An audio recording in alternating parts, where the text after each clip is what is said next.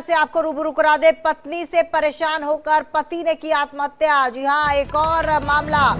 Model town में युवक ने की आत्महत्या। अपने घर में फांसी लगाकर दी जान। युवक का पत्नी से तलाक का चल रहा था केस और पुनीत के परिवार ने यह आरोप लगाया है कि आखिरी बार पत्नी से फोन पर बात की थी।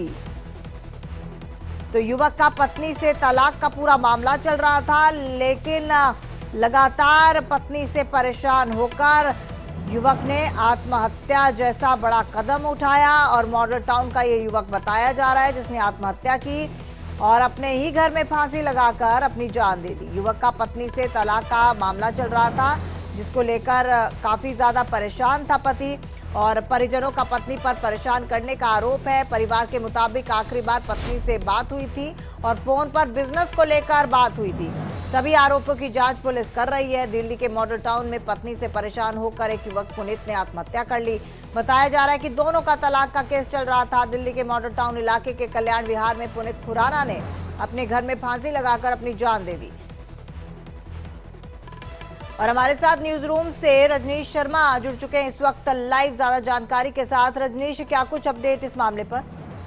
देखिए तमन्ना, 30 दिसंबर की देर रात को जब पुनीत ने अपने घर का दरवाजा नहीं खोला था, अपने कमरे का दरवाजा नहीं खोला था, तब उनके परिवार वालों ने जब दरवाजा तोड़ा था तो देखा पुनीत अंदर फांसी से लटक रहा था। जिसके बाद पुलिस को कॉल किया गया। पुलिस ने मौके पहुंच के जो पुनीत खुराना है उसकी बॉडी को पोस्टमार्टम के लिए भेज दिया और अभी फिलहाल पोस्टमार्टम रिपोर्ट का इंतजार कर रही है। हालांकि जिस तरीके से पुनीत के घर वालों ने आरोप लगाया है, उनका यह कहना है कि पुनीत की शादी साल 2016 में हुई थी और पुनीत अपनी पत्नी के साथ बेकरी का जो है वो बिजनेस किया करते थे और जो इनका तलाक का केस चल रहा था, पुनीत लंबे समय से अपनी पत्नी से परेशान था। जब तलाक का केस चल रहा था तो उसके बाद पत्नी ने कुछ दिन पहले पुनीत को कॉल किया और ये कहा कि आप अगर हमारा तलाक का केस चल रहा है तो आप मुझे बेकरी के बिजनेस से अलग नहीं कर सकते हैं। हालांकि इसके तुरंत बाद कुछ दिनों के बाद पुनीत ने आत्महत्या कर ली।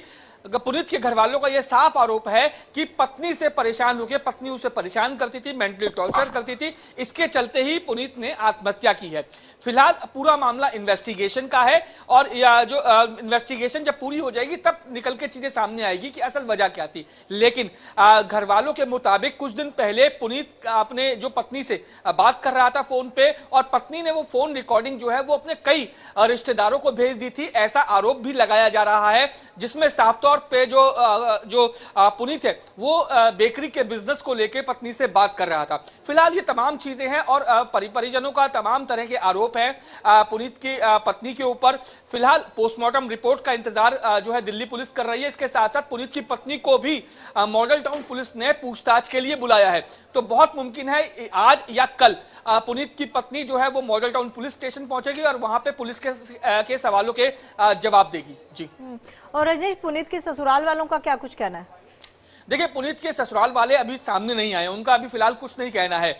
लेकिन जो पुनीत के घर वाले हैं वो जरूर सामने आए हैं। उनका ये आरोप है कि पत्नी से परेशान था पुनीत लंबे समय से और अपने परिजनों से वो इस बारे में बात भी किया करता था। जो पुनीत के घर वाले हैं, माता पिता हैं, वो पुनीत को समझाया भी करते थे, लेकिन पुनीत इतना ज्यादा परेशान हो गया था जिसके चलते उसने आत्महत्या कर ली।